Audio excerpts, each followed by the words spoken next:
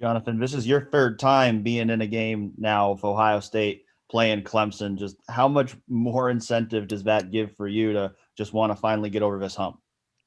It means a lot. Obviously, prepare for this.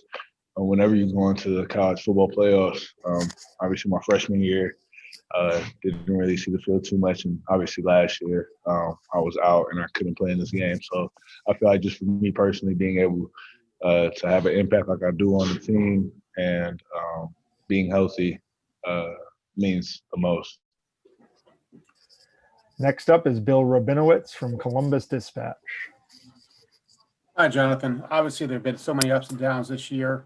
When you look back at what you've been through this year, your decision to come back, I'm assuming you have no regrets. You're happy you did it, but just kind of sum up what this year has meant to you. Honestly, it's meant everything. I like you said, no regrets to the fact that I came back. I'm really happy that I made that decision. Obviously, this year hasn't gone exactly the way it's planned, just with like COVID and games cancellations and missing out on some things. But honestly, I mean, I'm just so grateful for the fact of just even having a chance to go out there and play with my brothers and to represent Ohio State.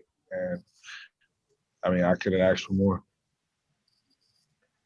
Next up is Phil Harrison from Buckeyes Wire. Hey, Jonathan, lost in a lot of this redemption here for, getting back to the college football playoff and getting a chance to play Clemson again. This is Ryan Day's only loss, the one loss against Clemson last year. And we all have seen how intense he can be at times. You get a sense that this week means a little bit more to him based on how things ended last year and based on some of the back and forth in the media with some of the coaches and things.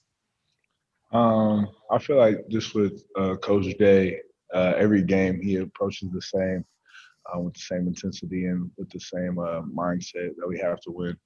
I feel like any coach or anybody, no matter what team you're going up against, your whole goal is to win and to play your best with your team and get your team ready to go do that.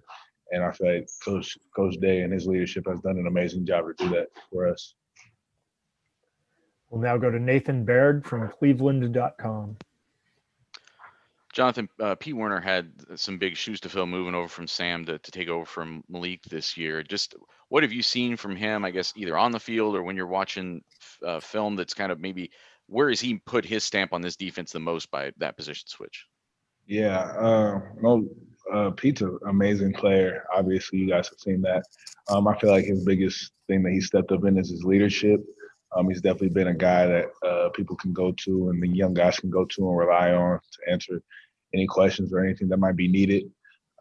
He's definitely just stepped up for our team in a big way, regardless of just playing his best football this year, but being a leader for us, someone that we can rely on.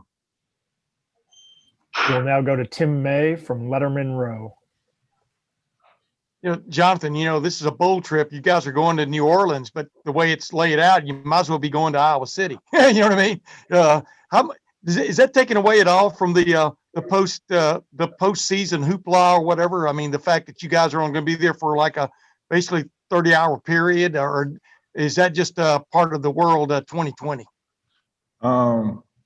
I like you said, I feel like it is just a part of the world right now, just with everything going on. But I think the players would have loved to go down to New Orleans and actually experience the city and the place and me personally, the food. I wanted to try some of the seafood down there. But, I mean, all in all, we're there to go win a football game. We're there to go play for people and play for the CFP. And, it's all business, and I don't feel like that's taken away from anything else. We'll now go to Sean Dunigan from WBNS TV. Hey, Jonathan, do you guys look at all at the last 3 games that you have against Clemson last year and the 31-0 shutout and the 40-35 game in the Orange Bowl? Do you look at any of those game tapes or talk about any of those games since Ohio State hasn't beaten Clemson? We like to obviously we know the history and everything between Ohio State and Clemson, and we go back and obviously we reflect on everything. You go back and you watch the film and you see how you can get better. And I feel like that's how you approach really anybody. You go back and you look at the teams that you played. If you have somebody that you played before, and you look at the tape and you see where you messed up at, and you see where you can get better at it, and then you have to go out there and execute. Now go to Brendan Gulick from Buckeyes Now. Jonathan, when the season was announced that it was coming back, you were a little emotional telling us about your conversation with your mom. I know that maybe this wasn't quite as dramatic because there was some level of expectation you'd get in the field, but certainly meaningful. Are you willing to tell us at all about what your conversation with her might have been like this time around?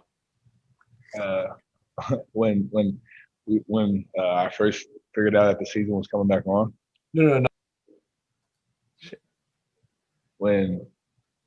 Sorry, hold on. He needs to unmute. I just muted you, Brendan. My apologies. That's okay. No, you had told us a little bit about your conversation when the season came back. I'm curious about your conversation. When you found out you were in the playoff for sure, and now you're back on this ultimate stage. Yeah, it was emotional, obviously. Just another chance to play, honestly, and go out there and make my family proud. It means a lot to me and my family. I just go out there and end my season the right way. I don't know. I couldn't be happier. Our conversation is just kind of like happiness and just ready to go get it. It's time to work even harder. Next, we'll go to Joey Kaufman from Columbus Dispatch. Jonathan, how do you think Ryan Day has done well in terms of kind of leading you guys through a sort of all the craziness of this season? What has he done that's been effective for you guys with all the uncertainty and a lot of the extra stuff of this year? Right. Coach Day has been amazing throughout all of this. I couldn't ask him to do anything more. He's been a tremendous leader to all of us and just talking to us, guiding us, and making us stay strong and together as a unit, honestly. Our key word is fight. And with all the challenges that we had to face this year and overcome them, we just had to fight and keep pushing through them. And I feel like with Coach Day at the front of our team and being that leader, he's done a spectacular job. Next will be Patrick Murphy from 24/7 Sports. Jonathan, you guys have talked in the past in big games about wanting to dominate as the defensive line. You did that to some degree last year. I know you weren't a part of it, but how big will that be in this game to winning or losing, how the defensive line plays against Clemson's offensive line? I feel like it's just as big as any game. Defensive lines, I feel like, are the key to winning the game. Defensive line, offensive line, it's where everything starts. And obviously we have to play extremely well and play our best game. And we want to do that every single week. And this week is no different. We just have to play to the ability that we're capable of. And our final question will come from Austin Ward with Letterman Row. Coop, Berm wanted me to ask if you and Justin Hilliard are going to use another loophole to come back for years 6 and 7. Yeah. Hey, Justin, you want to come back another year? Huh? No, probably not going to come back. Yeah. I mean, unless he does, I'll come back.